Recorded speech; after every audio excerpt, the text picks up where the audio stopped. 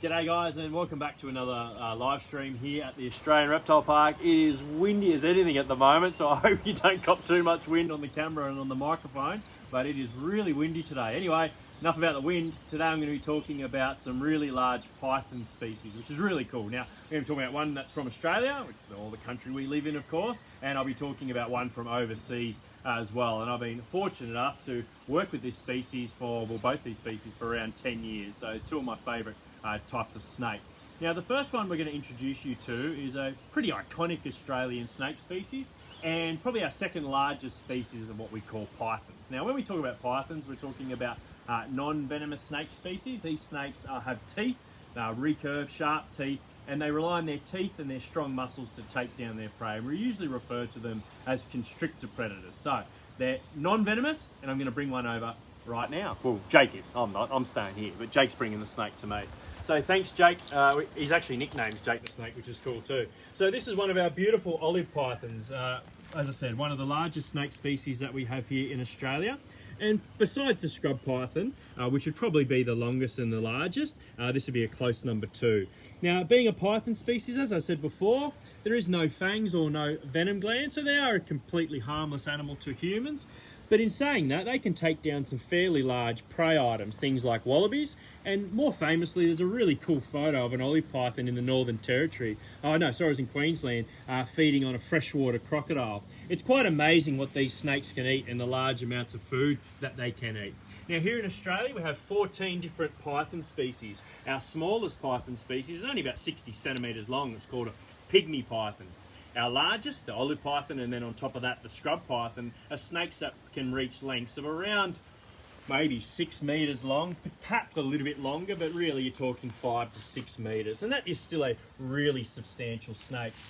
Now, you're not going to find olive pythons in the part of Australia I live, which is unfortunate, down here on the central coast. But if you travel to the northern parts of Oz, you could definitely encounter an olive python. They're extremely large snakes. Now, in terms of a scrub python, which is the largest, you'd have to go to northern tropical Queensland to encounter one of those. But in saying that, we do have a pretty cool native python species endemic to this region called the diamond python. They are the most southerly occurring python species on the planet, and probably one of the most pretty snakes that you would ever encounter. Now, every few seconds, the guys are getting the camera in nice and close, which is good. You're going to see the snake stick out that long, slender, forked tongue. Now, I hope you can see the forked part coming out on the end there. Every few seconds, it will stick it out, and it's using that forked tongue to pick up different scent particles. So whilst this snake does have reasonably good eyesight, to be fair, they're mainly relying on that forked tongue. So they stick out that forked tongue, picking up any scent particles, and that transmits some information to the brain about what's happening in their environment. Why that might be important if they want to avoid a predator or a potential predatory species, but also too when they're trying to locate their food. So if they're trying to track down something like a wallaby, they'll use that forked tongue, they'll stick it out, they'll pick up the scent particles. Then when they get close enough, they'll rely a little bit more on their sight and they'll strike out. Now, I mentioned before, these snakes have recurved, sharp, needle-like teeth. They are quite sharp, and a bite from a snake this size can be quite bad even to a keeper that works with them. But they strike out, they grab a hold of the animal, then they start to coil around and they will begin to squeeze. They have thousands of individual muscles inside their body, so what they'll do is they'll start to constrict that prey item. Once they've done that, they'll begin to eat the prey item whole. Now, snakes can eat food up to 7 times larger than their own head. Now, you would have mentioned, I mentioned before about an adult olive python feeding on a freshwater crocodile. It's quite amazing to watch a snake eat and the large food items that they can eat in one sitting. Obviously, there's no hands or anything like that to rip food apart, so they do have to eat it whole. So a lot of people think that snakes will dislocate their jaws. It's not the case. You see, their jaws work independently, bottom side, each from the other, and it's elasticized via ligaments and skin. So it can stretch really far out, which enables them to eat really large prey items. And a snake like this really only has to eat once every 4 to 6 weeks, and that will be enough to sustain the snake for a serious amount of time. In fact, if I didn't feed our beautiful olive python today for about another 2 or 3 months, if I brought her out on another video, you wouldn't even be able to tell the difference. And that's because they use and conserve energy very differently to how we do.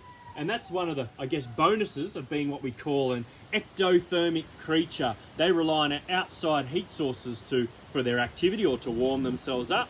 Whereas us humans, being endotherms, or animals that internally heat our body, we need to constantly be refueling, we need to be feeding quite regularly. Not the case of a reptile. They can have one feed, particularly larger reptiles, and then not eat too often after that. Now this is a really large female olive python. It is one of the largest Australian snakes that we do have here at the reptile park, but I also think one of the most beautiful as well. Now that we've seen an amazing native Australian snake, I'm going to introduce you in a couple of seconds to one of my favourite snake species on the planet. Now I'm going to get Jake the snake to grab a hold of our big beautiful olive. Thank you. They've got an incredible sheen to them. When they're out in the sun, they glisten. It is one of the most spectacular things you'll ever see. And I've seen lots of olive pythons out in the wild, particularly when I've travelled through the Northern Territory, and they are one of my favourite snakes to see.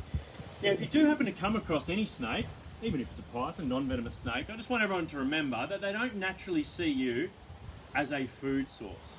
What they see you as is a potential threat or predator. So if you do see a snake, obviously you're not going to pick it up like you're seeing me do today. Just don't go near it. Because they see you as a threat or a predator, they want to hide from you or move away from you. They don't want to interact with us at all. So if you see any snake in Australia, we have over 170 terrestrial snake species, that's snakes found on the mainland, that you might encounter. If you ever see a snake, always leave it alone. Now, the next snake I'm going to show you is not just a little bit bigger, but a whole lot bigger. And I've got to be honest, this snake's probably only really, I'm just going to help. I can't remember the last time that we brought Jockey, which is this snake, out onto camera. This is one of our it's our largest male Burmese python. And this is an example of a beautiful exotic Burmese python. Now, you won't find these snakes in Australia. I said that. We're going to look at a native snake.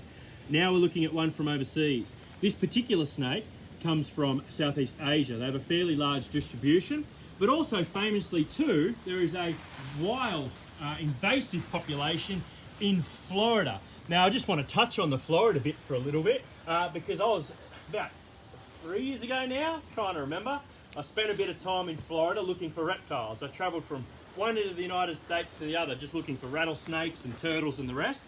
And I went to the Everglades where these snakes are actually invasive and they're feeding on a lot of the native animals there. Now, they predict there's probably 300 or so thousand Burmese pythons living in the Florida Everglades. Now, I spent night after... Caitlin's doing some amazing camera work here. I spent night after night looking for these snakes, driving up and down side the road, looking in the water, and I was very, very lucky to come across a massive Burmese python, even larger than this. The one I found was approximately 4 and a bit meters long, so absolutely massive. Now, that snake was removed from that environment and now lives in a wildlife park, which is great because it's no longer eating any of the native species that call that region home. But as I said, they are from Southeast Asia naturally. I've been to that part of the world many times. I haven't been lucky enough to find a Burmese python there yet, but I'll eventually get one once obviously the world opens up and we can travel, of course, back to those parts. Now, Burmese pythons, they're probably the third largest snake species on the planet. The longest snake species we call the reticulated python, which is also found in Southeast Asia. And the world's heaviest snake is a snake species called the green anaconda. Burmese python's not too far behind them. And another really large species of python called the African rock python. So our snakes in Australia don't grow quite as large as some of these exotic species that we're referring to today, but in saying that, they are still quite big. Now, what's incredible about the reticulated python is reticulated pythons can reach lengths of approximately 9 meters long, maybe 8, 9 is probably a bit of an exaggeration, but still they get pretty big. A green anaconda can weigh up to 250 kilos, but if we get back to the Burmese python, we're talking about a snake that can be over 5 meters long and weigh up to 70 or 80 kilograms. That is massive. And this snake, to be honest, could probably kill me faster than even some of our highly venomous taipans. Well, definitely. And the reason for that is for a venomous snake to bite you, you're probably going to die, depending how you manage the bite, hours after that bite. If the snake like this was to grab you and wrap around, if I was by myself, I would have a lot of trouble trying to remove this snake from me. You really can't appreciate how powerful they are until you get to feel those muscles and you get to see them in action. So if a snake this size did grab a hold and start to squeeze, the other keepers that are backing me up today, Jake in the background and these guys, would have to jump in and help me remove the snake. And if they didn't, I literally could be dead in under a couple of minutes. So whilst we have to always, well, I guess we're very lucky to work with these big snakes, we do have to remind ourselves that they are potentially a little bit dangerous, and that's why we always have a couple of keepers backing us up. In saying that though, Burmese pythons in captivity in this kind of environment are super relaxed. How about we get some footage of the whole snake moving? Now watch the way the snake moves. I might get you, Jake, to move the snake if possible. Look at the way those muscles are contracting forward and then it's dragging the rest of the body along. It really is one of the most spectacular things you can ever see. Like, they've adapted to life without limbs and it's perfect for them. And even watching a really large snake move across the ground, it really is spectacular. But obviously we've got some really quick snakes in Australia, things like whip snakes, and the way they can fling around really quickly across the road or into the bush. But watching a really large python just crawl along really is quite incredible. And you can see how muscular the snake is. Look at it, it's coming back towards us now. You can see how muscular the snake is. Its whole body is just full of muscle, power, strength, and has that ability to move quite quickly when it wants to. Again, you can see that forked tongue sticking out vigorously now. The snake's excited by all these scents that it's picking up around this part of the reptile park, the demo pit, and the snake is very active. Also too, because the snake's come out of a really nice warm exhibit, his body temperature is sitting at probably just above 30 degrees. He is more active than what he would be if he was a snake found out in the wild on a day like today, because it is quite cold. I'll move him over a little bit. There we go. Now, probably a question I will get asked, so I'll just tell you now, what do we feed these snakes? Well, typically for our really large snakes, we will feed them anything from chicken, rabbit, but even goats. So our largest snakes, there's probably only a couple that fit in that category, we'll feed on small goats, and that will sustain them for a large amount of time. And I already touched before on how they can eat even something as large as a goat or a rabbit. It is quite amazing watching a snake eat. Obviously the food travels down into the stomach and then is passed out the other end. Now I'm going to bring the snake back here, bring the beautiful python. This is our mate Jockey. Jockey's probably the prettiest Burmese python we have here at the reptile park. But while I might catch my breath a little bit because the snake's been moving, I wonder if you guys have any questions at home, Caitlin? Yeah. So how can you tell the difference between a male and a female python? So pythons have what we call vestigial hind limbs, basically. So they've got these spurs at the back here. You probably can just see it there. That's a spur. And they'll use that and they'll actually rub it against a female when they want to stimulate them into breeding. So males typically have fairly large spurs, females much smaller. But usually what we do if we want to sex a snake properly is we'll probe them. So we'll insert a probe into the base of the tail here, into what we call the hemipenal pocket for a male. We slide the probe in. Depending how many scales of that probe will move down into the tail base of the snake, we'll know whether it's male or female.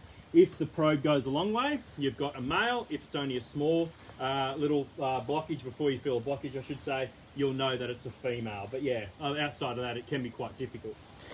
Why are there scales underneath different to on top?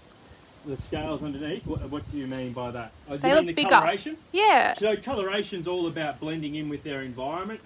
You could imagine if this snake is sitting with some leaf litter, you throw that on top there, it almost becomes invisible. Some great examples of that might be snakes like death adders. You know, they sit underneath leaf litter. So a lot of colour variation. Well, colour can be important for a couple of different things. Maybe as a way to ward off potential threats or predators. But also too a great way for them to blend in with their environment. What does a snake feel like? What is this? Oh, pretty good, hey. Like I don't know, like I like it. Obviously, I've always liked the feel of snakes. This particular snake, they feel quite smooth and dry. A lot of people think snakes are going to feel slimy and gross. That's not the case. Or maybe if you picked up a file snake or something, they feel a bit funny. But outside of that, a terrestrial snake like the one we're looking at right now, they typically do feel quite smooth and quite dry to the touch. So If you haven't ever had the experience of touching a snake before, you might get an opportunity, maybe at a place like the Reptile Park. And for those that have fear of snakes, obviously at a place like the park too, it's great because you can get up close to them and you can realise they're really not that bad. And then certainly not the vicious killing machines people paint them out to be, not at all. And if you do get the opportunity to touch a snake, I guess you really get a better appreciation for them.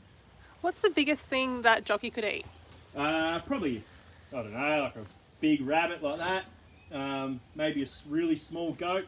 Yeah, but probably that's about it for Jockey. Our Fluffy, who's a little bit bigger, it's also Jockey's girlfriend, she could eat a fairly sized goat, you know, about yay big, and that would suit her or do her for about 6 or 7 weeks or something like that.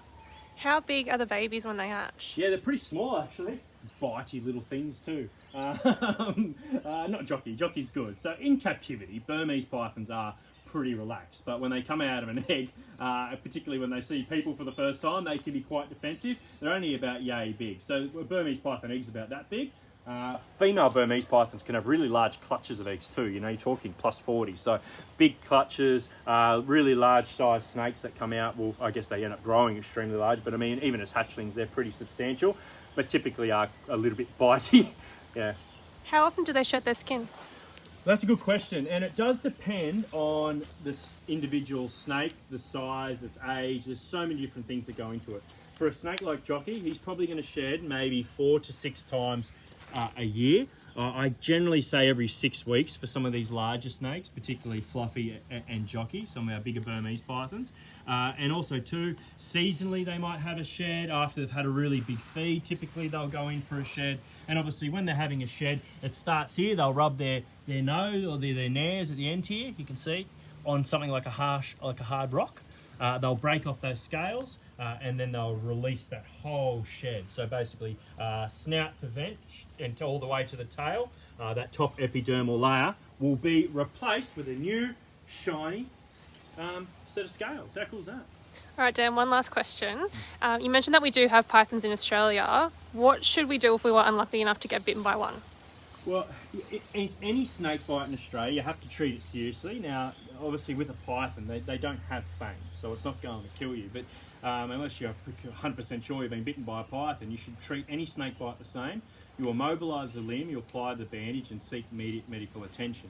But with our python species, so there's 14, they are harmless animals. If you were bitten by one, they're obviously not going to kill you or anything like that. But any snake bite in Australia should be treated seriously and follow the appropriate first aid.